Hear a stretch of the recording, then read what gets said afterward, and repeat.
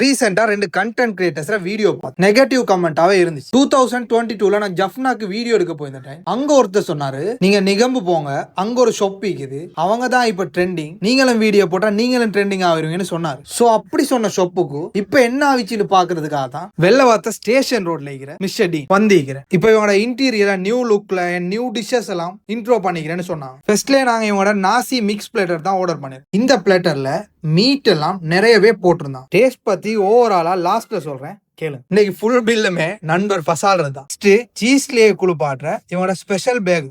இதை பார்த்ததுமே எப்படா சாப்பிடுறேன்னு தான் நிறைய பேருக்கு தோணும். இதை 2 விதமா சாப்பிடுறவங்க. ஒன்று இன்சமாம் சாப்பிடுற மாதிரி எல்லா இடத்துலயுமே பூசி கொண்டு சாப்பிடுறவங்க, இன்னொன்று இணைய மாதிரி சாப்பிடுறவங்க. இந்த பர்கரை டேஸ்ட் பத்தி சொல்லணும்னு சொன்னா, வாவ் இவ்வளவு சீஸ் போட்டிக்குது, நல்ல டேஸ்ட் ஆகிக்குமே, ஓவர் ஹைப் ஆகாது. ஒரு நார்மல் பர்கர் எப்படி இருக்குமோ அதுல டேஸ்டா தான். நெக்ஸ்ட் இவங்களோட சீசி பாஸ்தா ஒன்று எடுத்திருந்தான். அது லுக் வைஸாவும் சரி டேஸ்ட் வைஸாவும் சரி எனக்கு பிடிச்சிருந்து. ஓவராலா இந்த ரெஸ்டாரண்ட் பத்தி லாஸ்ட்ல சொல்றேன்னு சொன்னேன். வீடியோஸ்ல எல்லாம் பார்க்கும்போது இவங்க டிஃபரெண்டான ஃபுட் எல்லாம் கொடுக்குறாங்களே, சாப்பிட்டு பார்க்கணும் நினைக்கிறவங்க ஒரு தடவை ட்ரை பண்ணி பார்க்க. இவனோட ஃபுட் டேஸ்டா அவ்வளோ ஹைப்பும் இல்ல அண்ட் நெகட்டிவ் கமெண்ட்ல வர மாதிரி அவ்வளோ மோசமும் இல்லைங்க. சாப்பாடு தான் முக்கியம், வேற எதுவும் எங்களுக்கு முக்கியம் நினைக்கிறவங்க பசால் மாதிரி எப்படி நல்ல ரியாக்ஷனோட சாப்பிடுவாங்க. ஃபைனலி ஒரு முக்கியமான ஒரு விஷயம், இது ஒரு கட்டணம் செலுத்தப்பட்ட விளம்பரம் இல்லை.